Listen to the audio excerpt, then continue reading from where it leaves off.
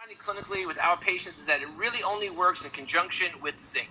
So the hydroxychloroquine opens the zinc channel, zinc goes into the cell, it then blocks the replication of the cellular machinery. So it has to be used in conjunction with zinc. We are seeing some clinical responses in that regard. Every patient I've prescribed it to has been very, very ill, and within 8 to 12 hours, they were basically symptom-free. That means in my case, whenever I've used it on 16 other patients, and it has worked.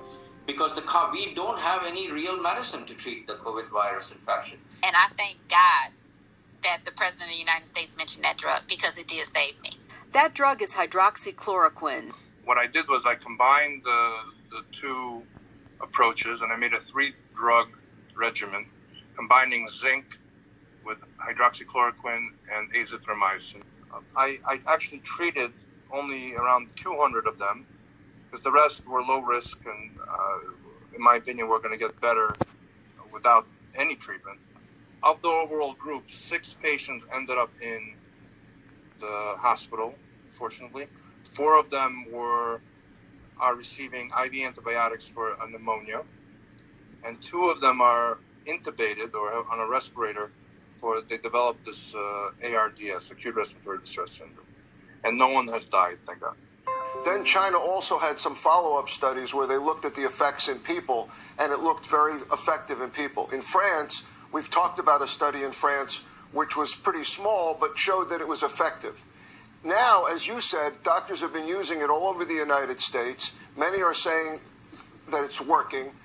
We've seen it in New York State, giving it to hundreds of people right now in hospitals with a lot of promising signs. And finally, the University of Pennsylvania has just begun a major double-blinded, randomized, prospective clinical trial. And you know when they do that? When they spend that kind of money? When they believe a treatment may work. Governor today providing this testimonial from a COVID-19 patient who was treated with the drug hydroxychloroquine.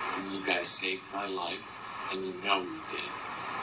In China, the chloroquine is also noted to decrease the severity of the symptoms and get patients discharged early to home, and they're actually giving to a lot of patients. It could be mild, moderate, or severe cases, and they're actually using 500 milligrams twice a day, and actually South Korea actually used it once a day instead of the 500 milligrams twice a day that China has been using. My name is Yvette Lozano. I practice medicine in Dallas, Texas, and have been doing so for the last 20 years.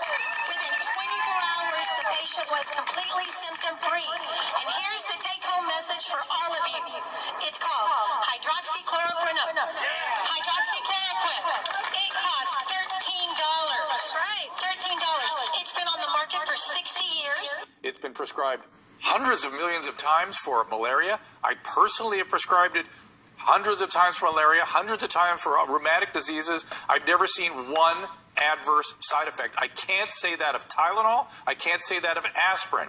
Doctors can prescribe it prophylactically. I know many doctors are doing it. I know many doctors that are taking it themselves because there's some evidence that it might be prophylactic, and it is so safe. Tucker, I want to tell you about a 96-year-old man in Florida who said one night, I don't think I'm going to make it. I feel very weak. The end is coming. I'm coughing. I'm short of breath. I can't get up from the couch. The next day, he was on hydroxychloroquine and antibiotics per his cardiologist. He got up the next day. He was fine. This man is my father.